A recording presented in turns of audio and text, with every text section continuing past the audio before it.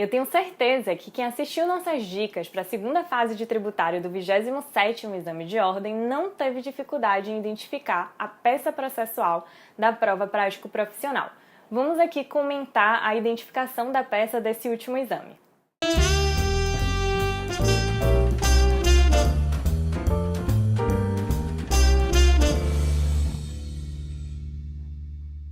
Em um dos nossos vídeos em que a gente praticou a identificação de peças processuais nos exames anteriores da OAB, vou deixar aqui do lado para vocês, a gente deu algumas dicas para a identificação da defesa adequada dentro de uma execução fiscal.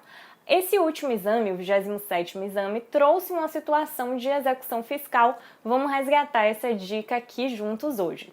Vou ler para vocês a situação desse último exame. Ele dizia o seguinte: o Estado X, por ter sofrido perdas de arrecadação com a alteração promovida pela Emenda Constitucional número 87 de 2015, no artigo 155, parágrafo 2º, inciso 7 da Constituição Federal, instituiu, por lei ordinária, taxas de vendas interestaduais com incidência sobre operações de vendas destinadas a outros estados. A taxa tem como base de cálculo o preço de venda das mercadorias destinadas a outros estados e, como contribuinte, os comerciantes que realizam essas vendas, aos quais incumbe o recolhimento do tributo no momento da saída das mercadorias de seus estabelecimentos. Por reputar inconstitucional a referida taxa, a sociedade empresária XYZ deixou de efetuar o seu recolhimento, vindo a sofrer autuação pelo fisco estadual.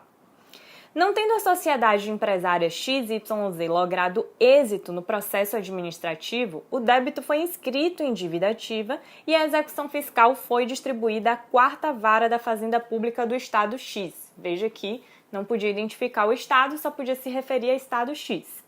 Devidamente citada, após nomeação de bens pela executada, formalizou-se a penhora em valor suficiente à garantia da execução.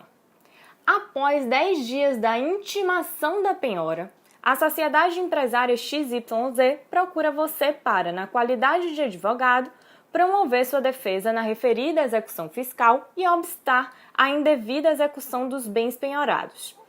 Na qualidade de advogado da sociedade XYZ, redige a medida judicial mais adequada à necessidade da sua cliente com o objetivo de afastar a cobrança indevida. Como a gente viu aqui nas dicas, tratando-se de execução fiscal e sendo o caso de defesa em execução fiscal, nós temos duas opções.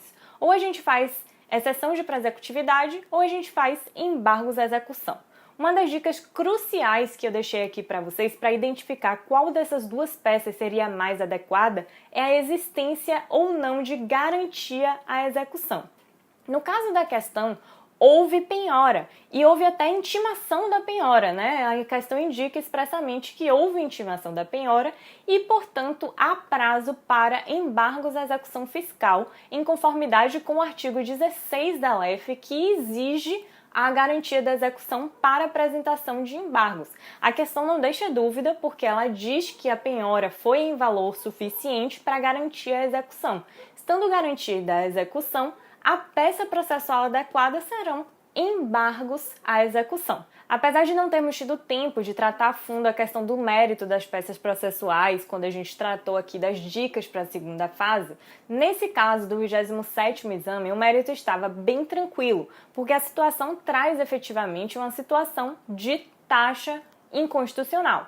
Primeiro, porque o fato gerador da taxa que a questão traz é a venda de mercadorias interestaduais, ou seja, a operação de venda interestadual. E esse não pode ser o fato gerador de uma taxa. Primeiro porque ele não é uma atuação estatal. O fato gerador da taxa tem que ser uma atuação estatal, porque ela é um tributo vinculado a uma atuação estatal. O fato gerador da taxa ou é o exercício regular do poder de polícia, ou é a prestação de serviço público específico e divisível prestado ao contribuinte ou posto à sua disposição. A operação de venda interestadual não é nenhum desses casos, não se enquadra no possível fato gerador da taxa e, por isso, de antemão, a situação já ofende o artigo 145, inciso 2 da Constituição, além do artigo 77 do CTN. Então, é inconstitucional porque viola à Constituição. Para agravar a situação, a base de cálculo trazida na questão também é inconstitucional, porque a questão traz que a base de cálculo da taxa será o preço de venda da mercadoria, que é exatamente a mesma base de cálculo do ICMS. A Constituição, no artigo 145, parágrafo 2º, veda a utilização de base de cálculo própria de imposto em taxa, e isso também é repetido no artigo 77, parágrafo único do CTN. Então, é mais uma inconstitucionalidade também que deve ser tratada no caso aí desses embargos à execução. Vejam que o próprio gabarito preliminar divulgado pela FGV informa que não é o caso de invocar a súmula vinculante 29, porque no caso trazido na prova, há uma completa identidade entre a base de cálculo da taxa e a de um imposto. Então, se há completa identidade de base de cálculo, vai se aplicar realmente o artigo 145, parágrafo 2º, que veda essa identidade entre a base de cálculo de taxa e de imposto. No mais, o fundamento legal dos embargos à execução está na própria LEF, na Lei de Execução Fiscal, e deve ser cumpridos os requisitos formais da petição como se fosse uma petição inicial, né? Porque os embargos à execução é, na verdade, uma ação que tem natureza de defesa. Eu espero que vocês tenham aproveitado a dica, espero que vocês tenham acertado a peça. Em outras oportunidades, a gente vai deixar outras dicas aqui também para a OAB. Se vocês ficarem ligados, se inscrevam no nosso canal, porque certamente vão surgir outras dicas aqui para a prova de tributário da OAB. Um abraço a todos e até a próxima!